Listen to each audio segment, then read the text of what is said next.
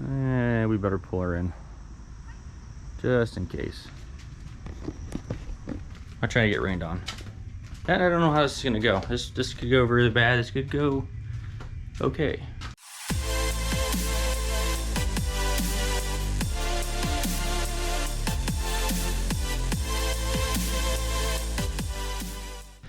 All right, so silver card's coming in today.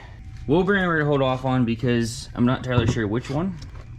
Outer tie rods we're doing, control arms, and since I'm doing control arms, I got stab links since they were like $4 a piece, and I know those ones are gonna be really rusty.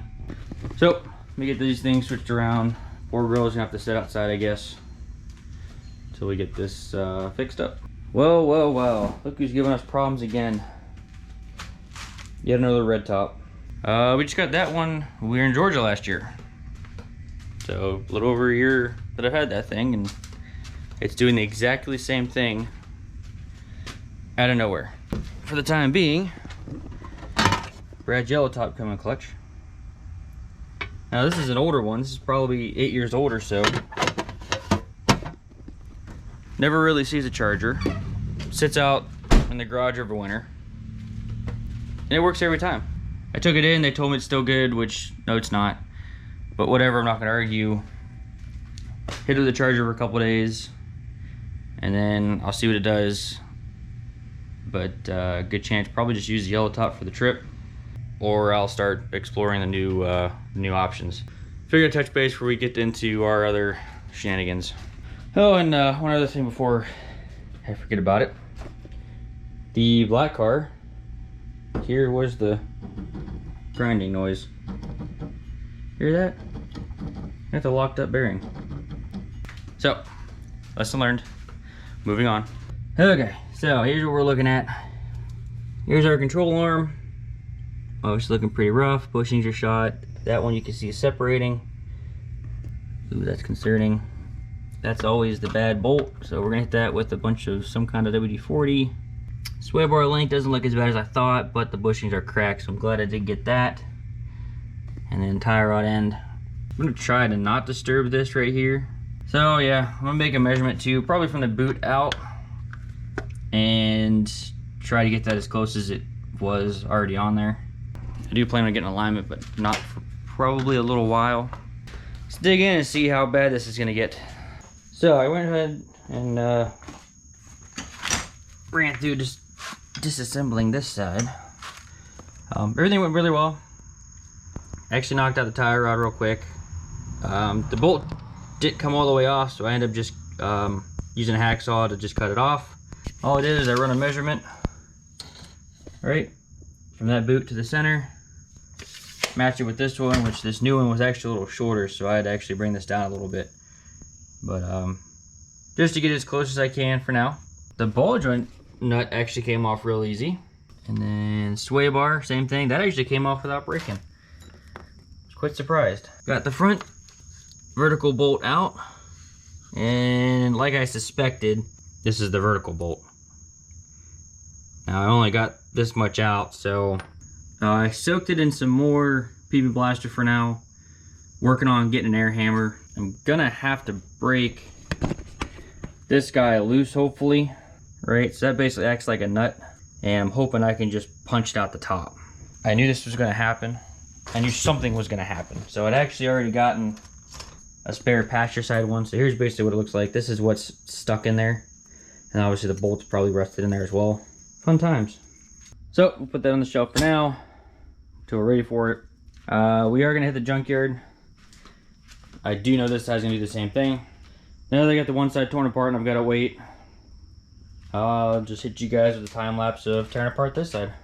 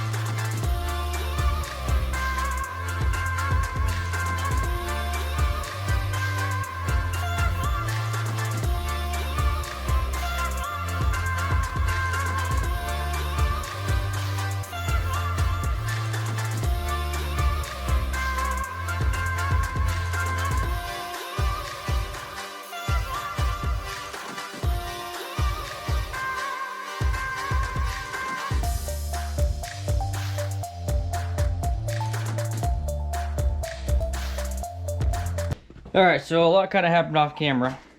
I kind of stopped when things got a little hairy. Good news, both control arms are off the car. That bad boy. They're both actually like that, but that one I kind of was beating on a little bit. Both ball joints blown. But yeah, so I was stuck on both the vertical bolts. This one I end up coaxing out. Took a little bit, but we do have a replacement. So this one clean snapped off. So as you can see, we had to do some cutting. So what's left is probably this much bolt, and it's seized into this guy. Now I was able to pop it up, but I ran into the frame under there. At the crossroads, have Brad take a look, see what he thinks. I couldn't get the sawzall in as is. Maybe he can find a different way to go about it. But I'm assuming once we can get that cut off, the rest of the bolt will drop out the bottom. We'll get this guy out and we'll be back in business. So once we get that figured out, I'll show you how we did it. And we'll be running back a laps to put everything back together. I do want to add, to kind of explain the whole cutting of that. These bolts actually, so not only will they obviously rust up in here, which, you know, with some heat and some WD-40, whatever you choose, you can usually break that free. But the biggest problem I've always run into, even with rust-free cars, is this aluminum bolt will get stuck in this steel sleeve. You get that special kind of stupid corrosion. Yeah, just beware when you're doing this kind of job that it's usually going to come down to that vertical bolt. Everything else should come apart pretty easy.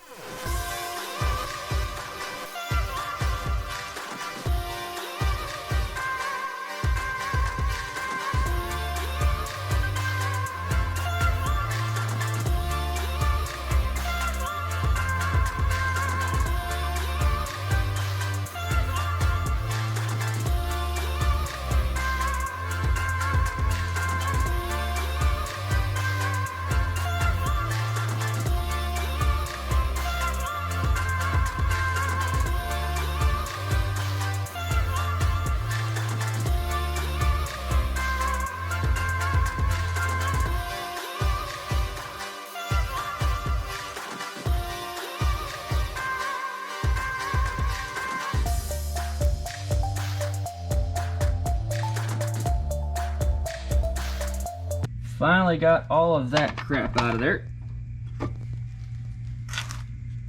So obviously the bolt broke, okay?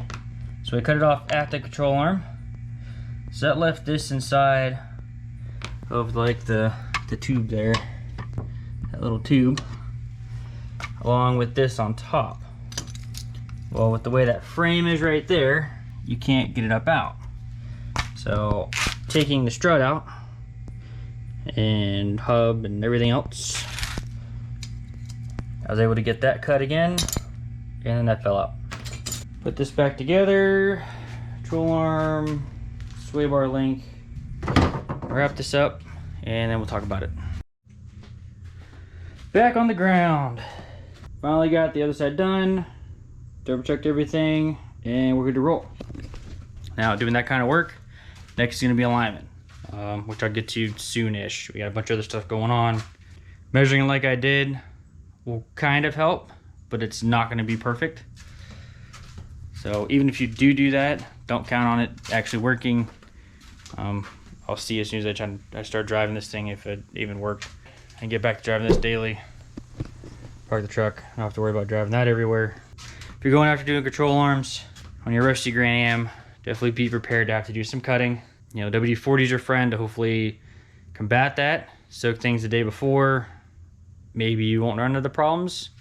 If you do, good cutting tools are key. I ran out and got this Diablo blade. So as you guys know, I use my battery powered Craftsman tools. Just keep that in mind. Heat can also be your friend.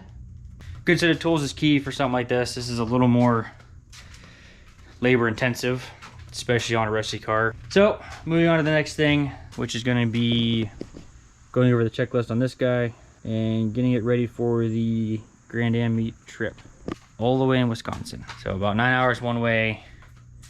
I want to go over, did it last time I took a trip. Got a whole checklist that I go top to bottom, front to back on her, make sure everything's good.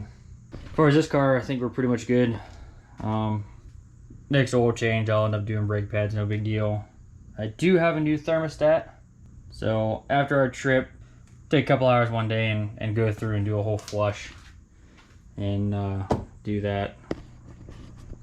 But that's all I got. It's enough fun for this video. Thanks for watching. See you on the next one.